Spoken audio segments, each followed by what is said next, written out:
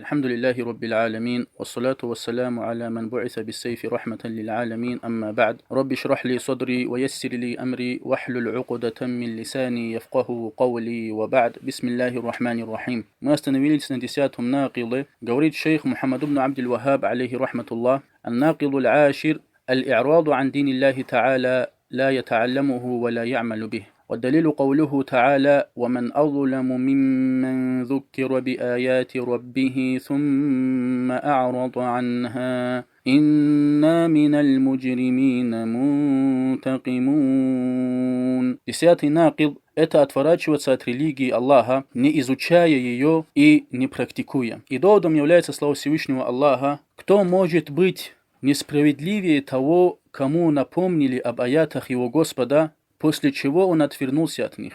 Воистину мы отомстим грешникам. Говорит шейх Абу Аззам ат-Тамими, хафизахуллах. Первый рассматриваем вопрос, что здесь подразумевается под куфром отворачивания. Здесь подразумевается отворачивание от того, с чем пришел посланник, саллаллаху алейхи вассалям, не обращая на это внимания и не поднимая для изучения этого голову. Сказал Всевышний Аллах: وَالَّذِينَ كَفَرُوا عَمَّا أُنذِرُوا مُعْرِضُونَ. Но те, которые не веруют, отворачиваются от того, от чего их предостерегают. Сказал Ибн Касир, алейхи рахматуллах, разъясняет этот ая: «Айляхуна амма юраду бихим». То есть они отворачиваются, отвлекаются в беспечности от того, что от них требуют. وَقَدْ أَنزَلَ إِلَيْهِمْ كِتَابًا وَأَرْسَلَ إِلَيْهِمْ رَسُولًا. И Всевышний Аллах ниспослал им Писание и послал к ним посланника. وَهُمْ مُعْرِضُونَ عَنْ ذَلِكَ كُلِّهِ. Но они вместе с этим отворачиваются от всего этого. أَيْ وَسَيَعْلَمُونَ غَبَّ ذَلِكَ. То есть они непременно узнают, увидят воочию последствия своих действий, своего отворачивания. Конец его слов. Второй рассматриваем вопрос, слова ученых относительно этого нақида, относительно отворачивания от религии Аллаха. Сказал Ибн Кайим, алейхи рахматуллах: وأما كفر الإعراض فأن يعرض بسمعه وقلبه عن الرسول لا يصدقه ولا يكذبه ولا يواليه ولا يعاديه ولا يصغي إلى ما جاء به البتة. Что касается куфра отворачивания, это когда он отворачивается своим слухом и своим сердцем от посланника, не верует в него и в то же время не отвергает его, не делает ему валя и в то же время не враждует с ним, не прислушивается к тому, с чем он пришел вообще категорично. Это и есть куфру аль-и'рад, куфр отворачивания. Также спросили шейха Сулеймана ибн Сахмана, алейхи рахматуллах: «Вама аль-и'раду аллади хува нақидун мин навақид аль-ислам». Что имеется в виду под отворачиванием, которое является из действий, аннулирующих ислам? «Вама аллади ястуку алейхи аль-и'рад». И что называется аль-и'рад? Что называется аль-и'рад, отворачивание? Фаль-джавабу, он ответил: «Надхуру ха-хуна ма закараху шейхуна аш-шейху Абдул Латиф, рахимахуллаху та'аля, лямма суиля ан хадихи аль-мас'аля». Шейх Ибн Сахман говорит: мы здесь упомянем то, что упомянул наш шейх Абдул Латиф, когда его спросили об этом вопросе. Он сказал, шейх Абдул Латиф: «Инна ахваля наси татафавату тафавутан азима, ва тафавутухум бихасаби дараджатихим фил иман. Ида кана аслу имани мауджуда, ва тафриту ва ширк, иннама хуа фима дуна залика мин аль-ваджибати валь мустахаббат».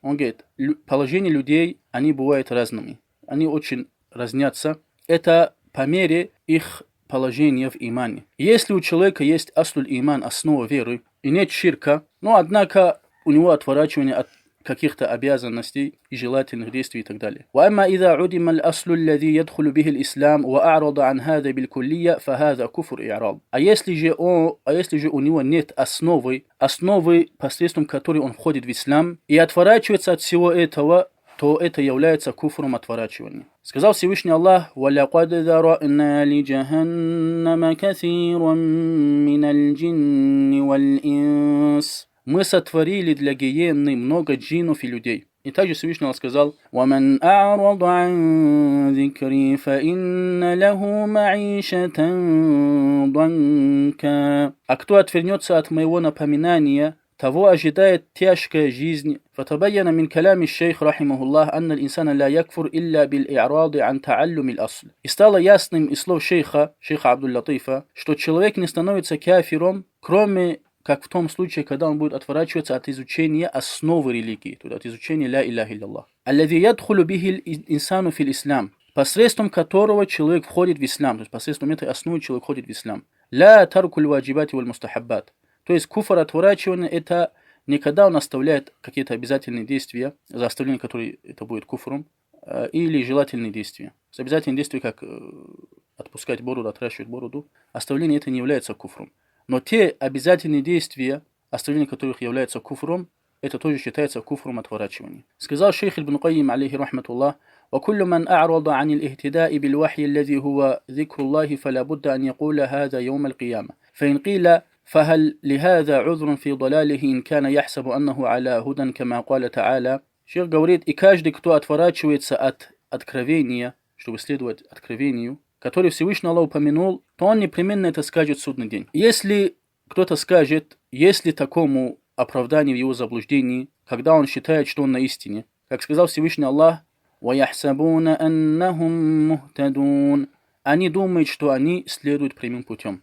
Шейх говорит, Ибн Кайим: قيل لا عذر لهذا وأمثاله من الضلال الذين منشأ ضلالهم الإعراض عن الوحي الذي جاء به الرسول صلى الله عليه وسلم.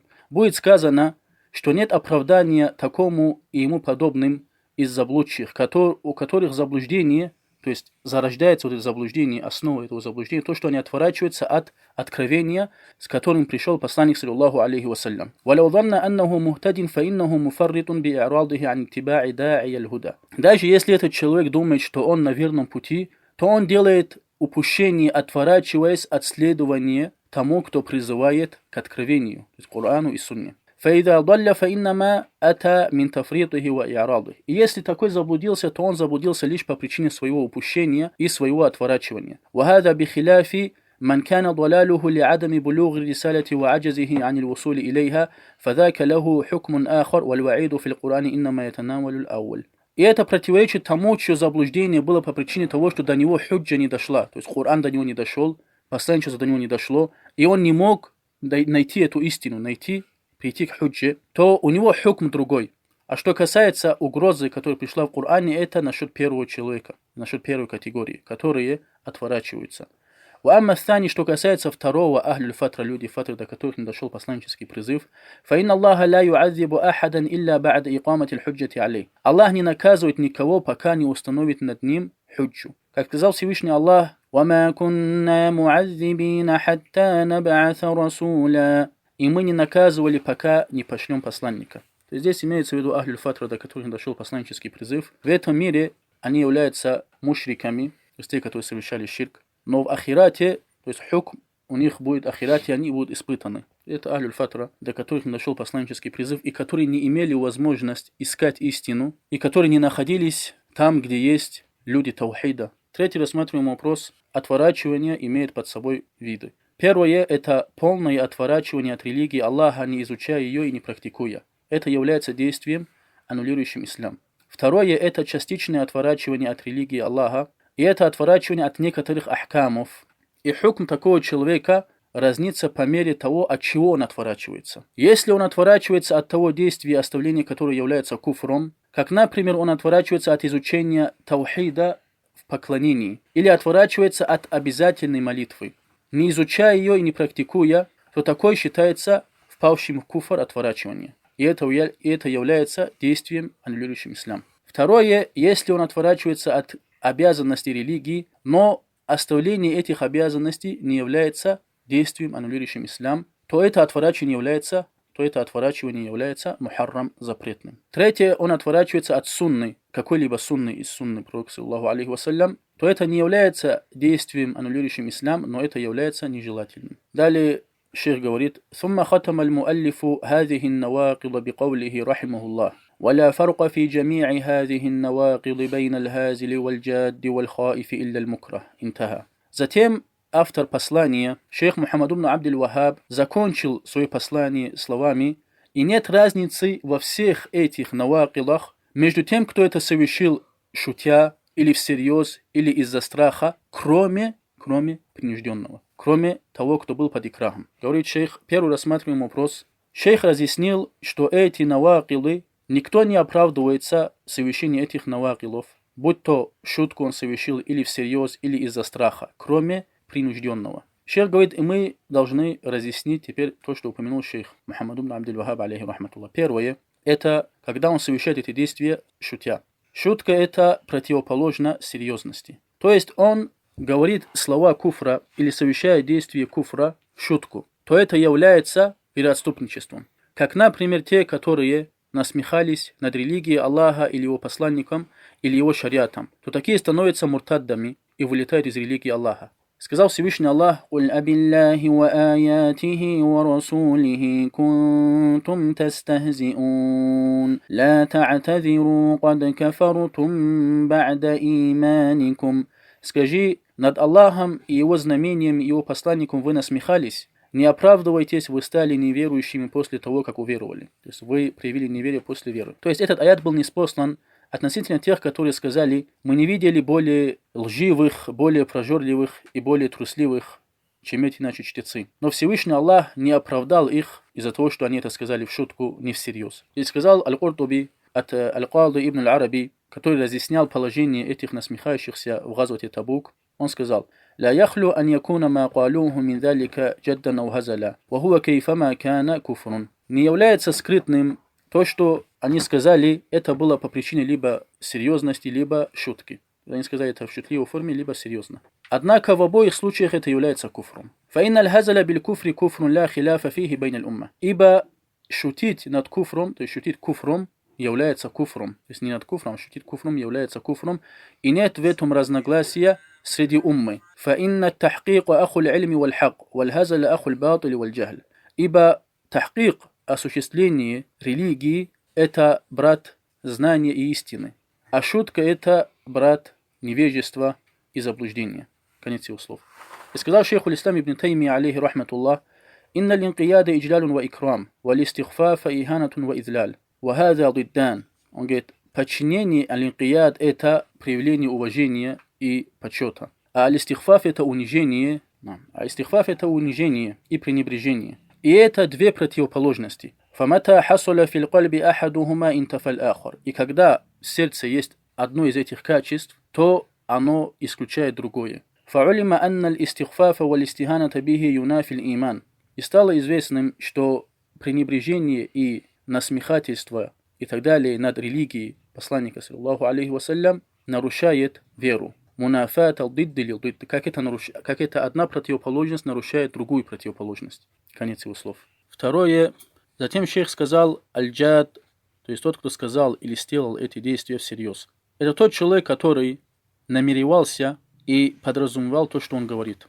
И тот, кто совершает одно из этих действий, как, например, он устанавливает между ним и Аллахом посредников, взывая к ним, прося у них заступничества, или оскорбляет Аллаха, то такой становится кафиром. Третье – это аль-хауф, страх. И тот, кто совершил эти действия, эти 10 навакилов, или один из этих 10 навакилов, по причине страха за себя или за свое имущество, или за свое положение, как, например, он ругает Аллаха, боясь султана, или ругает религию, боясь, что у него имущество отберут, или помогает мушрикам против мусульман, боясь, что он лишится своего положения, то такой не оправдывается и становится муртаддом, становится вероотступником и вылетает из религии Аллаха. Сказал шейх Сулейман ибн Абдиллах, это внук Мухаммад ибн Абдиль-Вахаба, алейхи рахматуллах: «И'лям рахимак Аллах, анна al-инсана иза азхара лил-мушрикина al-мувафаката аля динихим хауфан минхум ва мударатан лахум ва мудаханатан лидаф'и шаррихим, фа иннаху кафирун мислухум, ва ин кана якраху динахум ва юбгидухум,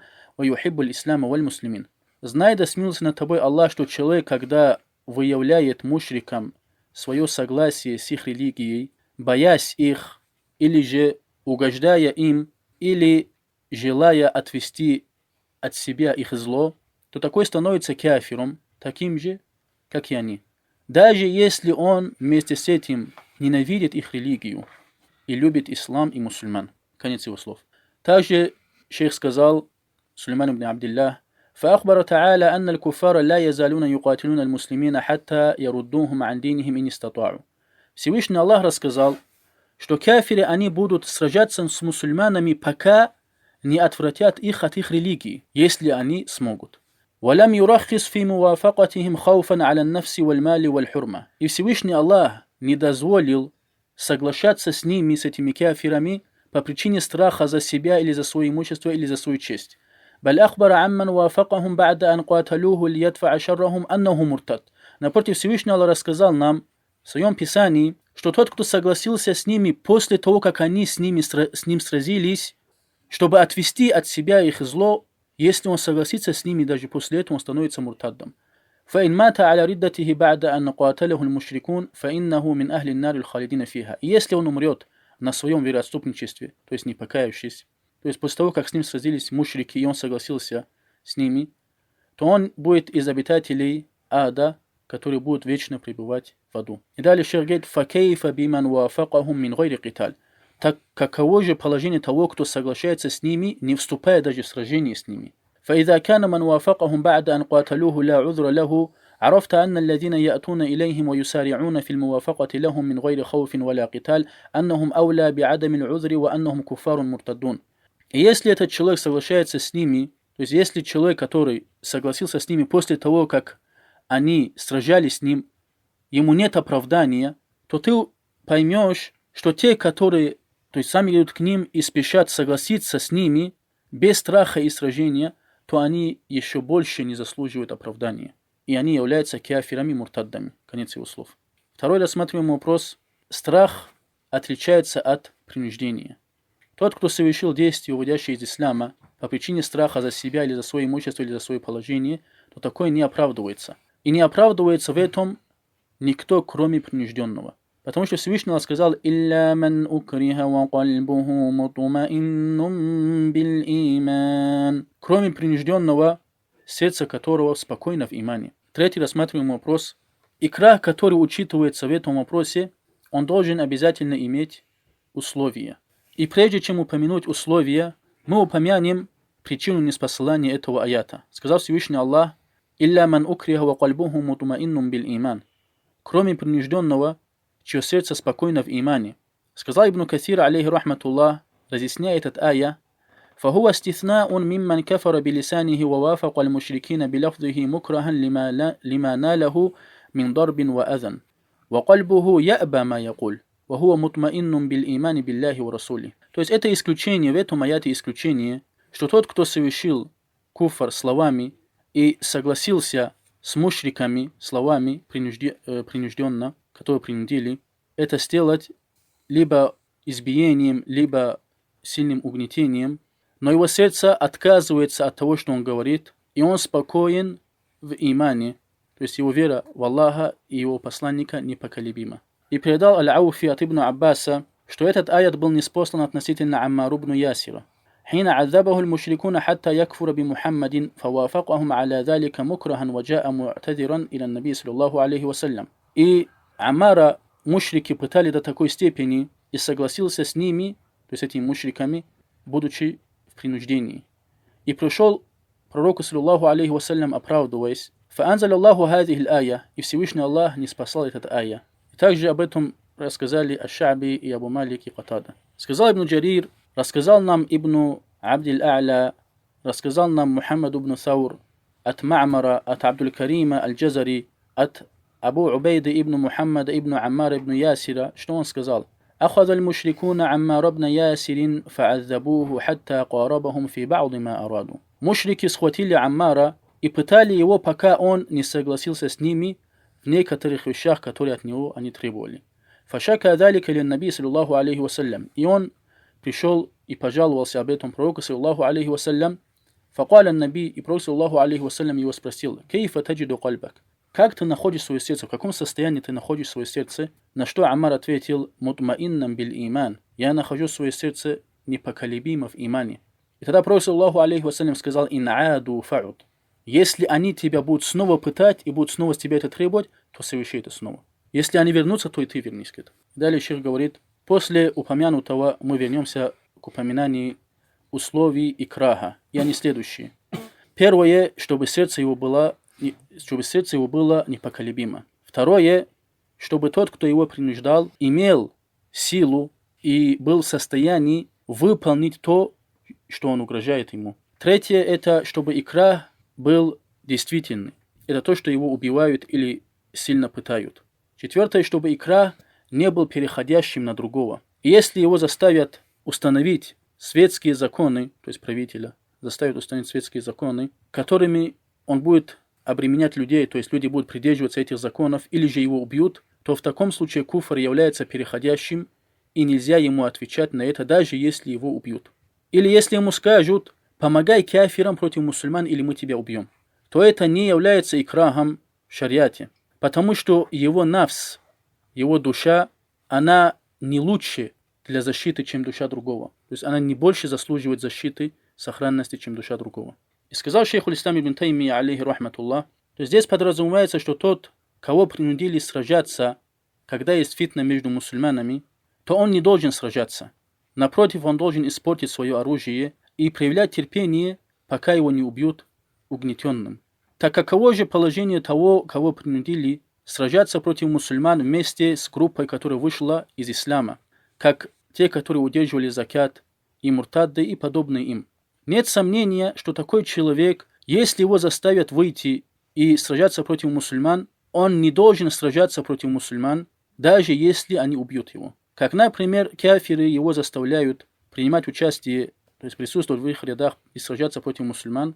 И так же, как человек заставляет другого убить мусульманина, чья кровь неприкосновенна, то такому нельзя убивать его, этого мусульманина, по единогласию мусульман, даже если его принуждают убить его. Ему нельзя защищать свою душу, убивая тем самым защищенную душу, даже если его будут убивать, то есть другой будет его убивать мусульманин. И далее шейх говорит: и он не может делать зульм в отношении другого и убить его, чтобы его самого не убили. Конец его слов. Далее шейх говорит, Абу Аззам ат-Тамими, важный раздел, а это установление довода, отличается по мере отличия вопросов. Первая основа религии. Здесь подразумевается ат-таухиду ва ширк. Таухид и ширк. Это и есть основа религии ислам. فمن تلبس بالشرك فهو مشرك ولا يحتاج إلى إقامة الحجة ليعطى الاسم.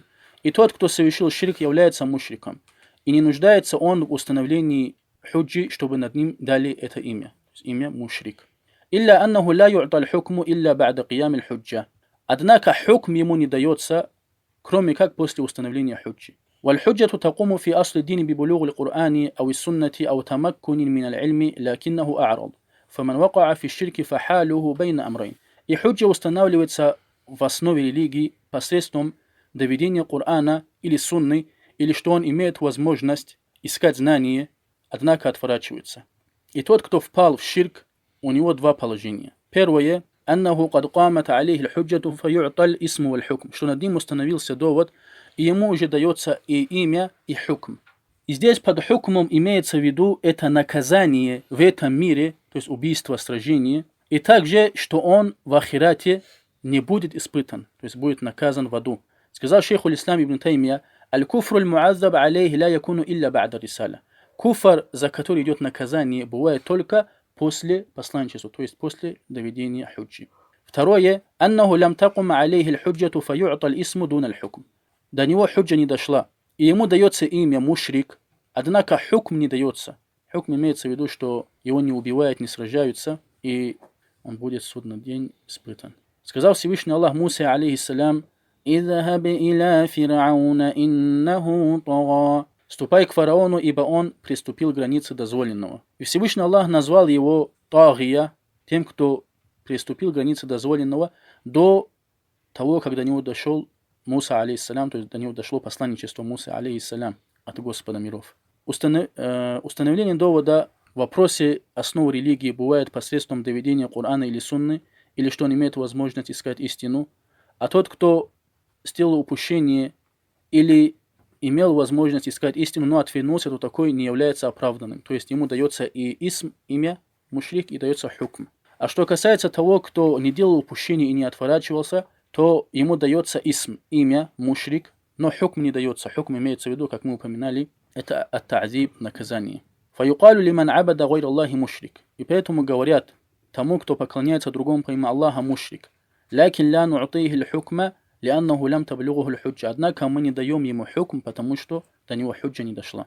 Второе: установление худжи в вопросах ясных из религии по необходимости. То есть вопросы, которые знают все, и простолюдин, и знающий. И это вопросы единогласия, в которых нет разногласия. Как 4 столпа после 2 свидетельств, как намаз, закят, пост, рамадан и хадж. Пост вместо рамадан и хадж. И также из ясных вопросов это запрещать прелюбодеяние и запрещать пить спиртное. Это вопросы единогласия, известные из религии по необходимости. И тот, кто отвергает что-либо из этих вопросов, то он становится муртаддом. Кроме того, кто является новообращенным мусульманином, и до него этот хукм не дошел. Или кто вырос далеко от исламской цивилизации, в землях куфра, и до него не дошел этот хукм, то такой не становится кафиром, пока над ним не установится худжа. Сказал шейх аль-Ислам ибн Таймия, алейхи рахматуллах, относительно хадиса аль-Ахд и Сахиб аль-Бадия, он говорит: «Ла юкаффиру аль-уламау ман истахалля шей'ан мин аль-мухаррамати ли курби ахдихи бил-ислам, أو لنشأته ببادية بعيدة فإن حكم الكفر لا يكون إلا بعد بلوغ الرسالة».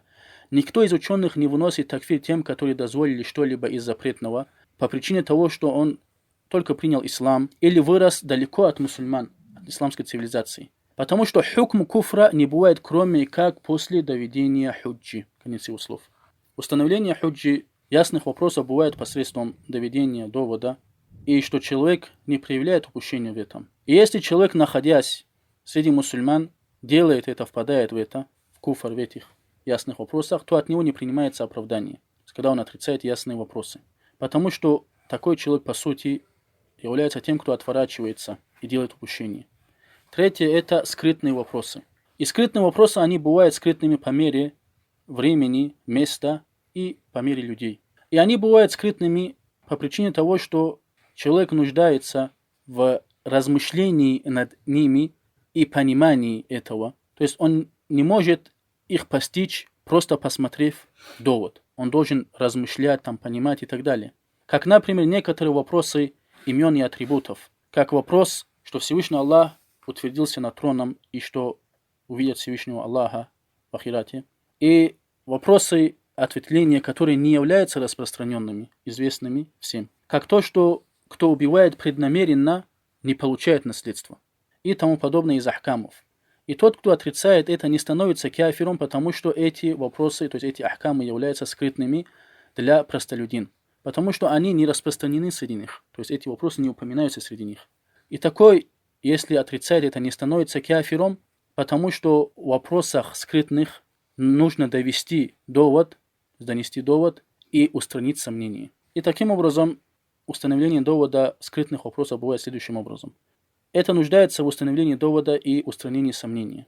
И также можно это связать с правилом установления худжи, то есть как это установить худжу в скрытных вопросах. А это то, что если человек видит, что тот человек, его, по сути, вот это толкование неверное, это лишь упрямство и отвергание текстов, или он с ним вступил в прения, то есть с ним вел дискуссию ясными доводами, и затем увидел, что он лишь упорствует и отвергает тексты, то в таком случае он выносит такфир, они становятся кафирами. И вопрос установления худжи и устранения сомнения в скрытных вопросах не дозволяется каждому это делать.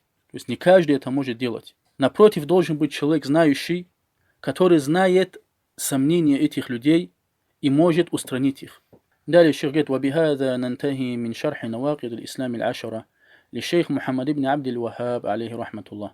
Таким образом, мы заканчиваем шарх 10 пунктов, 10 действий, аннулирующих ислам, шейха Мухаммад ибн Абд аль-Вахаб, алейхи рахматуллах, то есть автором которых является шейх Мухаммад ибн Абд аль-Вахаб, алейхи рахматуллах. «Вальхамду лилляхи аввалян ва ахира, ва саллаллаху ва салляма аля набийина Мухаммадин ва аля алихи ва сахбихи аджмаин». Пусть Аллах воздаст наилучшим образом автору этого послания, шейху Мухаммаду ибн Абд аль-Вахабу, алейхи рахматуллах, и также комментатору Абу Аззаму ат-Тамими, хафизахуллах. Субхана раббика раббил иззати амма ясифун, ва саламун аля аль-мурсалин, вальхамду лилляхи раббил аламин.